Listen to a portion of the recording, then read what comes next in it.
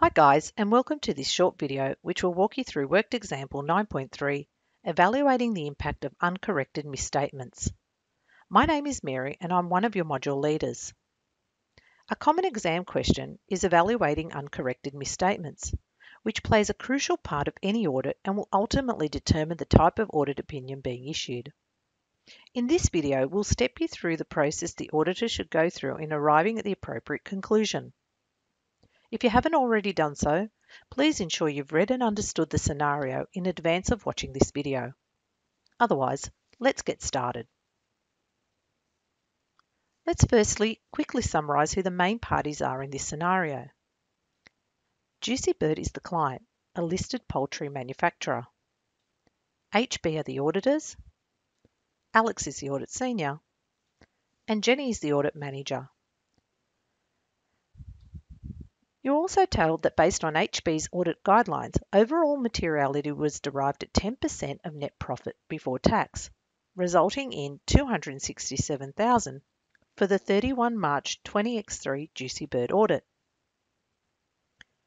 Now, in an exam situation, you may not be given the materiality figure, so you would have to calculate it based on the specific methodology prescribed.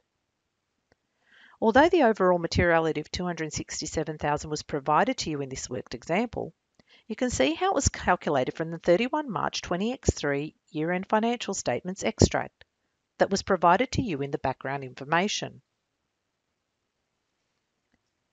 You're also provided with a summary of misstatements in the background information. The first three misstatements are based on misstatements found in the current year's audit.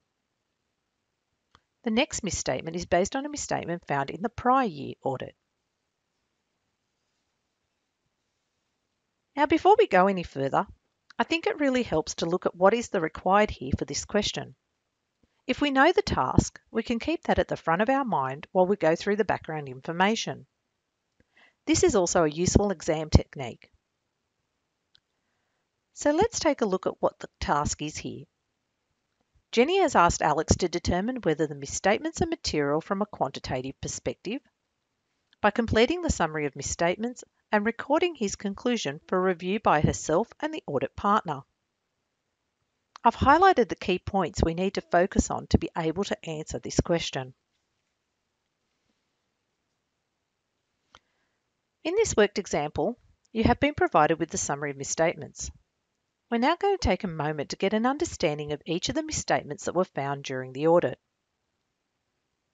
The first misstatement related to goods received and incorrectly credited to the cost of sales in March. The invoices were not recorded until after year-end. Therefore, Juicy Bird would have received and recognised the goods, but not recorded the liability or expense. The correcting entry therefore requires us to debit the P&L and credit accounts payable to increase the expense and liability. The second misstatement relates to property, plant and equipment. During the year, certain items were capitalised but were not depreciated. So the initial entry would have been to debit plant and equipment and credit cash. But the corresponding items should also have been depreciated. Therefore, the correcting entry here should be a debit to depreciation expense and a credit to accumulated depreciation. In this instance, the amount of $63,600. The third misstatement arose as a result of administration expenses being wrongly capitalised to plant and equipment. So once again, reflecting on the original entry, this would simply have been a balance sheet entry with a debit to property, plant and equipment and a credit to cash or accounts payable. However, as the capitalisation was inappropriate, this then needs to be amended. This would result in a correcting entry to be a debit to profit and loss via admin expenses and a credit to plant and equipment for the same amount. Finally, in addition to the misstatements identified in the current year, there was an uncorrected misstatement in the prior year whereby prepaid insurance amount was incorrectly recognised as an expense. The correcting entry at the time should have been a debit to prepayments and a credit to expenses. But as already has been mentioned in the background information, This journal was not recognised at the time and remains uncorrected in the 31 March 20X3 financial statements. So by recognising the expense in 20X2 instead, Juicy Bird has understated its 31 March 20X3 insurance expense. We would need to correct this by debiting insurance expenses and crediting opening retained earnings in the 31 March 20X3 financial statements. Okay, so we've now been through all the background information, so we're now in a position to start working through the solution. As always, the first step in completing the task is understanding what standard or standards should be adopted. Hopefully at this stage of your studies, you're aware that when dealing with uncorrected misstatements, the relevant standard is ISA 450. As with any standard, the guidance in the standard must be applied to specific scenarios and guidance paragraphs used accordingly. Here you can see the wording that ISA 450 prescribes and the respective guidance paragraphs. Note that this is purely guidance and you would be expected to read the standard as a whole. The next step is to ensure that you have an understanding of the misstatements and determine the necessary journal entries to correct the misstatements. By documenting the journal entries necessary to correct the misstatements in a summary of misstatements, you can identify all the balances that would be impacted by each misstatement. In this worked example, although quite unusual, the summary of misstatements has been provided to you in the facts of the question, so you already know that correcting entries for the current year's audit. But we decided to work through these on a previous slides to assist you with your understanding of the misstatements found.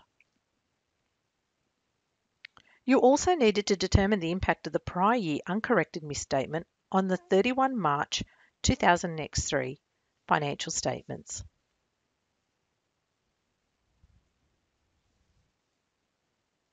Now, before we go any further, let's take a moment and remind ourselves of the required tasks.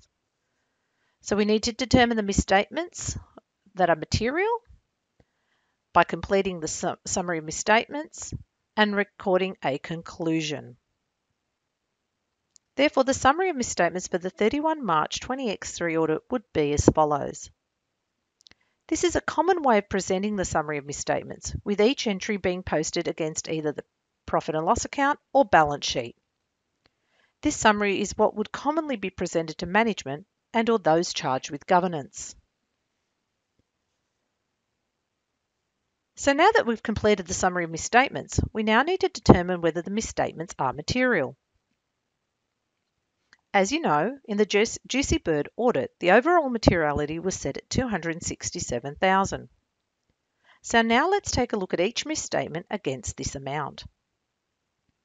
You can clearly see that each entry individually is immaterial when compared to the overall materiality.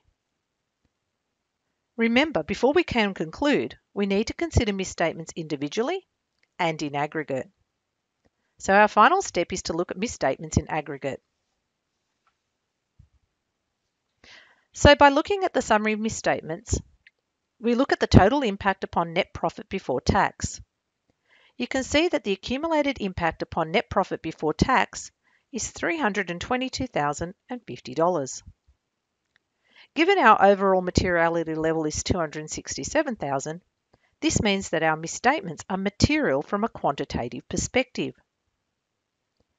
In the absence of management correcting one or more of these, the auditor must issue a modified opinion. So that would be our conclusion, which is also part of answering the required.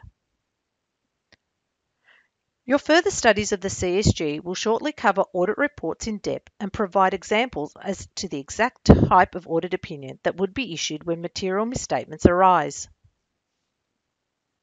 So now that we've worked through the various steps, I just want to finish up with some key tips and takeouts when tackling this type of question. First of all, make sure you understand the double entries, and if you're not given the entries, make sure your debits and credits are equal and going the correct way. Firms have different methodology when it comes to what is material. In this instance, overall materiality was set at 10% of net profit before tax. Use tables where possible. Work through the various steps in a logical sequence. This way you are less likely to miss something. Don't forget to look at misstatements individually and in aggregate as per the standard. And finally, ensure you understand how uncorrected misstatements can impact the auditor's opinion. Thank you for taking the time to watch this video. I hope it was useful. Keep your questions coming into the discussion forum, and on behalf of myself and the module leaders, good luck with the rest of your studies.